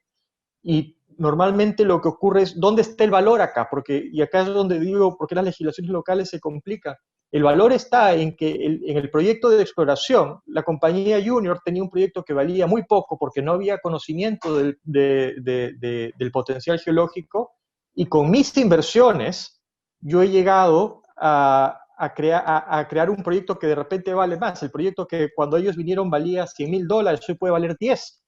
Y esta junior, si yo gané 70% del proyecto, esta junior hoy día tiene 30, con lo cual inmediatamente vale más. Y no solo eso. Es un tema importantísimo porque También la evaluación de los proyectos impacta mucho en todo el tema fiscal, que muchas veces se agarran la cabeza en todo lo que es aporte de proyectos y demás. Sí, pero hay una cosa bien importante, Kuno, que marca la gran diferencia entre los anglosajón y los francés, romano, hispanoamericanos, que es la figura del Unincorporated Joint Venture, que la mayoría de los países nuestros no lo tienen. Y en los anglosajones sí lo tienen, por lo tanto, si se cumplen esas etapas contractuales se da. Ahora también quiero algo que me parece importante recordar, que es lo que es una opción en nuestro derecho. Yo te ofrezco celebrar una compraventa, donde el precio y la cosa, que son los elementos esenciales, están previamente determinados. Ahora, para adquirir en nuestros países, necesitamos que se cumpla la tradición de un bien inmueble, como son las minas, y esa tradición se produce por registros, cosa que tampoco la tienen en Estados Unidos, en el derecho anglosajón. Es mucho más complejo en nuestro derecho que en el de usted, en el anglosajón, digamos. Es más complejo, definitivamente. Sí. Y para completar el concepto de valor, lo otro que muchas partes ignoran es, por ejemplo, en la práctica, y lo explicaba Fernando cuando hablaba de las compañías juniors, el negocio minero de estas compañías al final del día está en que el valor de sus acciones se incremente.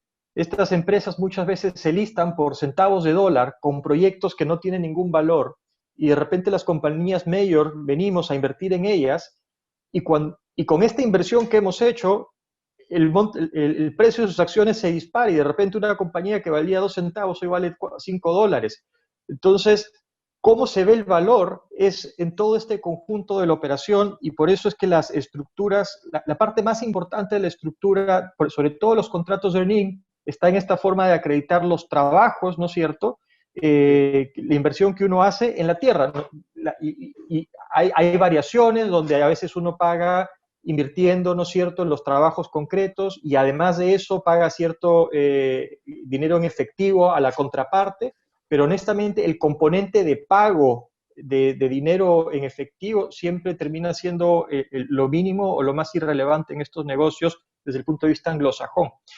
Y teniendo esto en cuenta, con las figuras, tú me preguntabas sobre estructuras. Mira, al final del día, uno termina, creo que estamos sobre el tiempo. Nos quieren terminar. Sí, pero adelante, termina Kuno y... Por favor, sigan. Sí. No hay apuro. Ah, perfecto. Solamente para terminar un poco la idea. Fue solo una indirecta de Leo que vamos a obviar totalmente. Pero mira, solo para terminar la idea, al final del día, esto es importante recordarlo y se ha mencionado bastante acá. Estos negocios son estándares internacionales, las empresas los realizan en muchas partes y tienen el capital, y por lo tanto uno adecúa toda la parte legal a la necesidad del negocio y va a hacer lo que sea necesario para esa adecuación. Por lo tanto, es muy típico que uno genere una dualidad de contrato.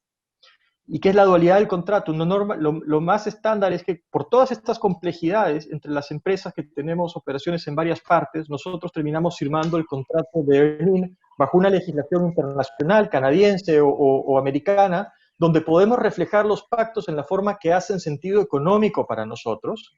Y luego aterrizamos esto con un segundo contrato, que es el contrato bajo legislación local, y que típicamente va a contener todos estos aspectos del contrato de opción o el contrato de cesión minera que ustedes han estado escuchando. De manera que uno logre, al final uno lo que tiene, como abogado, lo que tiene que entender es qué es lo que buscas con el acuerdo que estás haciendo y cuál es la eficacia que buscas. Lo mencionó muy bien Cristian, un contrato de earning bajo legislación extranjera lo más probable, no me va a permitir a mí ir en Chile, ¿no es cierto?, a ir al registrador público a decirle, por si acaso la otra parte incumplió, por favor transfiéreme mi 100% o mi 80% de este activo minero, porque para eso hay reglas locales. Y por lo tanto uno hace un contrato local que cumpla con todos estos requisitos para poder ir ante el caso de una disputa, ir a requerir, ¿no es cierto?, la transferencia del activo, que al final del día es lo más importante. Pero por otro lado, con el contrato bajo legislación extranjera, lo que logra es que si la otra parte incumplió una un requerimiento de hacer o no hacer bajo el contrato, uno lo puede demandar por daños por haberlo incumplido. Entonces tiene las dos partes.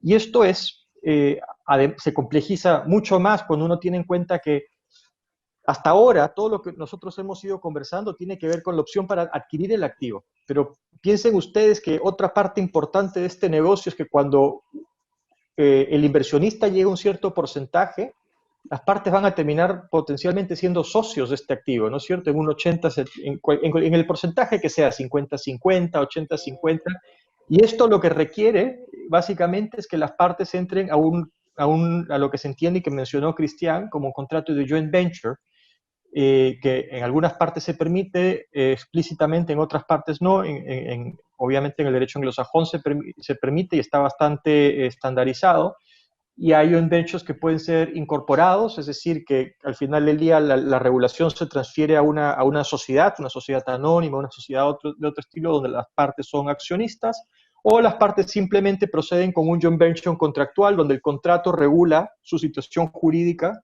y resuelve todos los problemas que potencialmente vayan a tener. Y no me voy a expandir mucho más en el tema de la doble estructura o los contratos, porque creo que estamos contra el tiempo, pero solamente para que no se me pase la segunda pregunta que me hiciste, Sergio, sobre el instrumento 43101.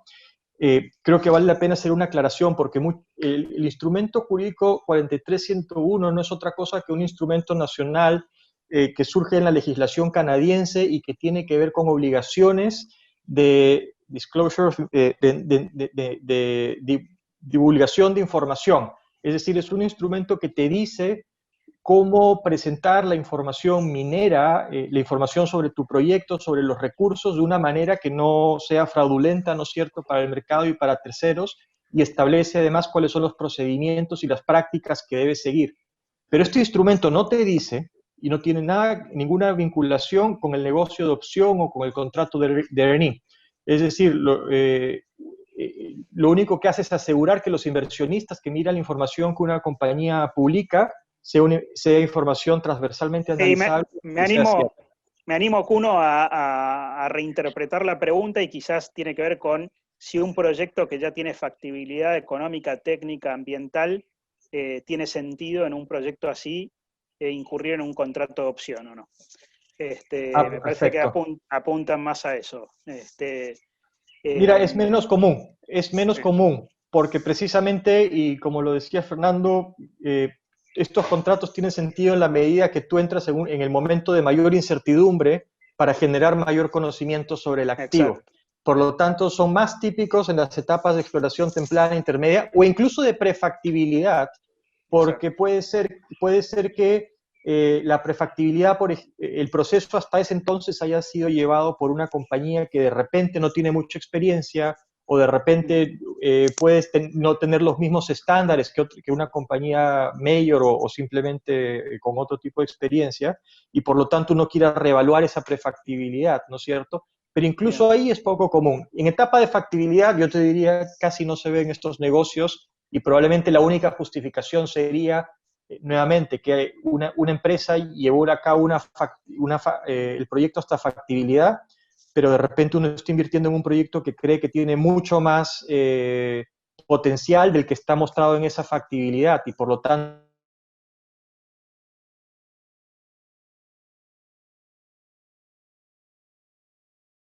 claro. establece una cosa de este lado. Una cosa solamente para redondear la respuesta de Kuno, que es muy clara, y es: si es que la factibilidad, prefactibilidad, cálculo de recursos o cualquiera de los estándares a los que nos estamos refiriendo sobre los alcances o niveles del proyecto está en estándares 43101, si es que la factibilidad a la que te refieres está en estándar 43101, probablemente no requieras un contrato de opción, sino directamente un contrato de compra. Pero lo que sucede es que hay factibilidades y factibilidades. Si tú tienes una factibilidad al estilo latinoamericano, probablemente tú digas, yo quiero celebrar un contrato de opción. Pero ahí viene lo interesante de la normativa NI 43101 y York australiana, que otorgan estándares para los estudios de determinación de los proyectos. Entonces, te dan una seguridad de que quien ha emitido el informe es una persona llamada persona calificada, te dan la seguridad de que la persona lo ha hecho siguiendo pasos, estándares y requisitos mandados por ley. Entonces, lo importante del 43101 es el sello de calidad y de certidumbre que da a un determinado estudio de carácter minero sobre un proyecto. Bien, Recién efectos. se mencionaba por parte de Cuno la existencia de esta dualidad de contratos y Cristian también hacía referencia a la interacción entre los modelos de contratación sajona y los modelos de contratación local. Sí. Le pregunto a Sebastián, que va a ser de bastante interés tal vez para la audiencia, aquí en Argentina usualmente vemos, digamos, tomamos modelos sajones que nos vienen bajados por parte de las compañías o por parte de los estudios extranjeros con quienes trabajamos. En tu experiencia, ¿cuáles son las principales complicaciones, los principales desafíos que se te presentan para poder implantar ese negocio a nivel local? Ya, en general, digamos, la complejidad quizá pasa por la instrumentación o por prever cómo se va a instrumentar, que esto está asociado con la tercera pregunta que hay ahí en el Q&A,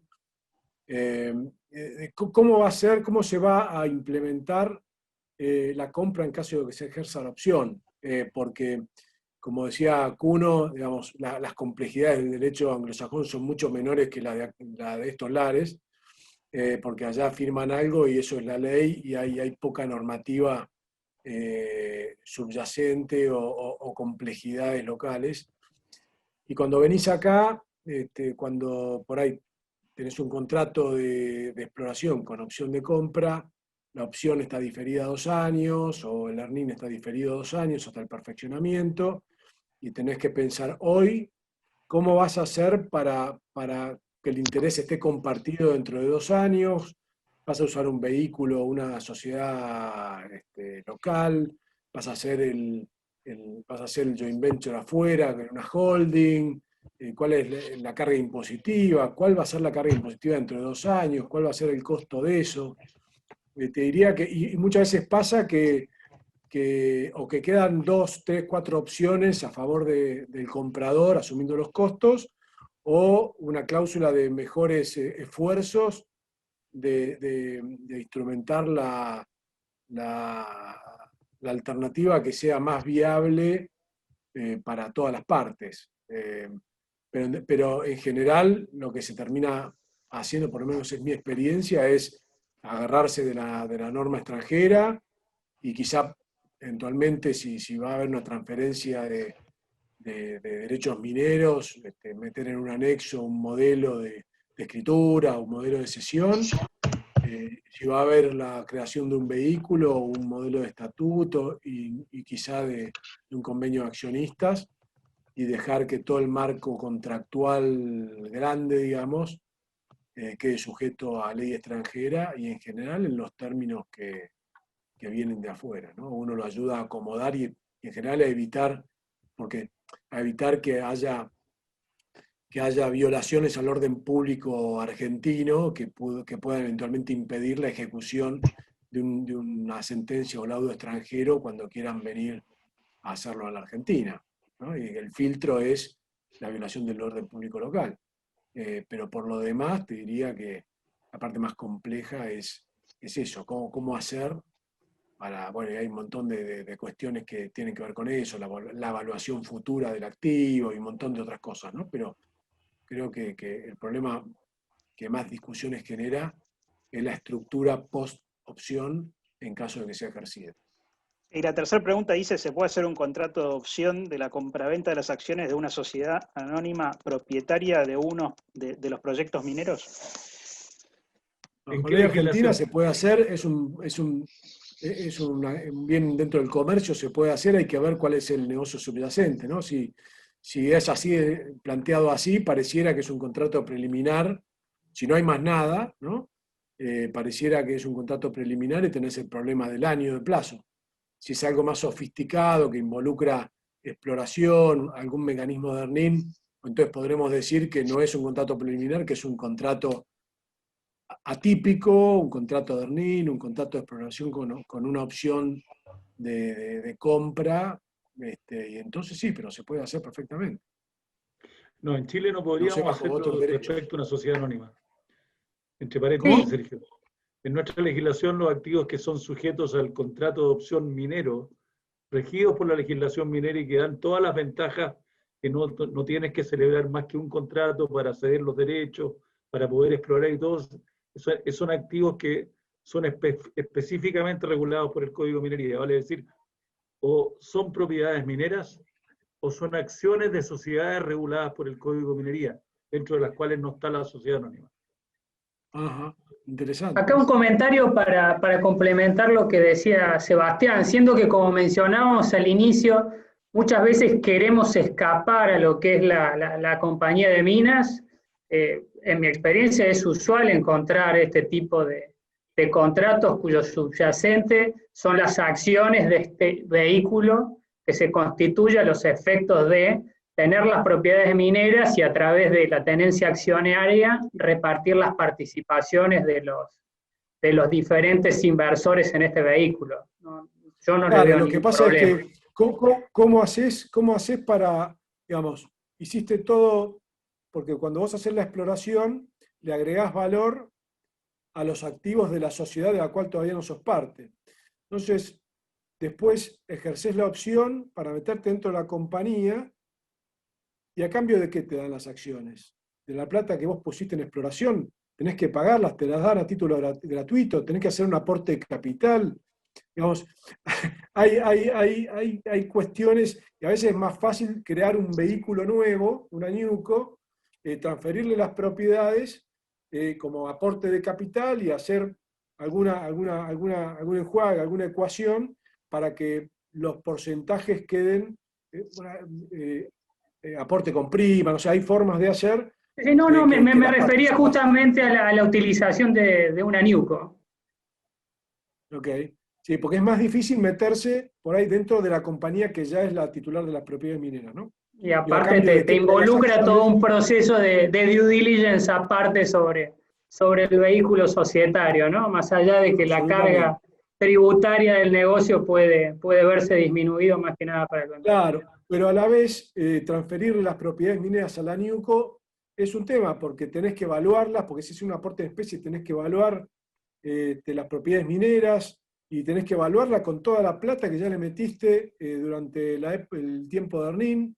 Entonces vas a terminar con un aporte de capital enorme, cuando en realidad el negocio había empezado con propiedades que no valían nada. Entonces el efecto impositivo puede ser importante, digamos, y se complica, digamos. Bueno, por eso toda esa parte es, creo yo, la más compleja al momento de sentarse hoy para ver cómo vas a tratar la opción el día de mañana, ¿no? Solamente para agregar, Sebastián, si se complica mucho el tema, haces tu contrato fuera entre las dos sociedades, ambas aportan a una sociedad extranjera y luego la sociedad extranjera puede ser la que directamente adquiera el proyecto, entonces las partes dejan de entenderse con estas complejidades. Eso es lo que en general estamos viendo en la práctica, Cuno, ese mecanismo. Nosotros en Chile ahí tenemos un problema adicional, Cuno, que hay una norma que se hizo a propósito de la venta de Exxon de la mina disputada de Las Condes o Los Bronces hace mucho tiempo atrás, que lo que vendió no fue el activo en Chile, sino que una sociedad en Bermudas. Y para evitar que esa transacción quedara sin tributación en Chile, se hizo una ley donde toda sociedad extranjera, donde si tú vendes acciones, no importa la nacionalidad, que tengan como activo principal un activo situado en Chile, vas a tributar como ganancia de capital en Chile. Lo mismo pasa en Perú, pero acá hay una gran ventaja, como tenemos convenio de doble imposición con Canadá, la mayoría de las transacciones pasan limpias porque hay un acuerdo que impide la doble imposición. Nosotros también tenemos doble tributación con Canadá, no así con Estados Unidos todavía. Cuidado Nunca con lo- lo que dice Cristian, que está dando ideas acá en Argentina. No traigamos esas ideas para acá. Yo creo que... No se habla de convenios de doble tributación acá, por favor. Bueno, yo creo como que pueden ver, habiendo pasado casi una hora desde que Leo nos quiso cortar, quizás deberíamos ir, quizás deberíamos ir cerrando. Bueno, no, creo que quedan un montón de temas, por supuesto, sin tratar, y súper interesantes. Parte los fuimos poniendo en el chat como títulos de programa. Por supuesto, las preguntas que no se llegaron a hacer durante este panel y se quiera ahondar, se pueden dirigir a IADEM. Y creo que llega el momento de extenderle a los panelistas unas placas de distinción y de recordatorio en agradecimiento de esta participación, las que también les van a llegar en su momento físicamente, pero bueno, este es un adelanto virtual desde IADEM, dadas las circunstancias, y bueno, y agradecerle a todo el panel, a todos los que asistieron, a mi comoderador y bueno, y a disposición para cualquier tipo de ampliación o aclaración que la audiencia considere necesaria. Y gracias a IADEM y a Leo por toda la organización y el esfuerzo. La verdad que... bueno, muchas gracias por la invitación, un placer haber estado en esta tarde y un gusto estar viendo que Argentina está moviendo el tema minero también, igual que nuestros amigos de Perú, como Fernando. Lo que tenemos que hacer ahora es todos ser conscientes que en esta etapa del mundo que nos está tocando vivir post esta crisis mundial, seamos lo suficientemente enérgicos para defender la minería y la industria de recursos naturales que tenemos en nuestros países como fuente, como mecanismo de salida de estas crisis. No nos dejemos engañar por discursos trasnochados, defendamos los derechos de nuestros países, pero protejamos la minería, los hidrocarburos, la madera y todos los recursos naturales como las verdaderas palancas para salir de nuestros problemas los problemas que estamos viviendo. Un abrazo a todos, la verdad ha sido un placer escucharlos, aprender de cada uno de ustedes y la verdad que aunque tengamos a Leo con sus mejores intenciones y su mejor pañuelito, lo he visto hoy un poquito más desarregladito. Muchas gracias a Prende la todos. cámara, Leo, dale. No, ya no estoy presentable. No, lo que les quería decir, y fundamentalmente a los participantes, es que yo lo que veo es que el debate ha sido interesantísimo. Hemos armado aquí un Dream Team de gente que sabe mucho de tema contractual minero. Todavía falta para que termine el año, así que tal vez los podemos convocar a todos ustedes para un webinar antes de fin de año para que sigamos tocando temas contractuales mineros.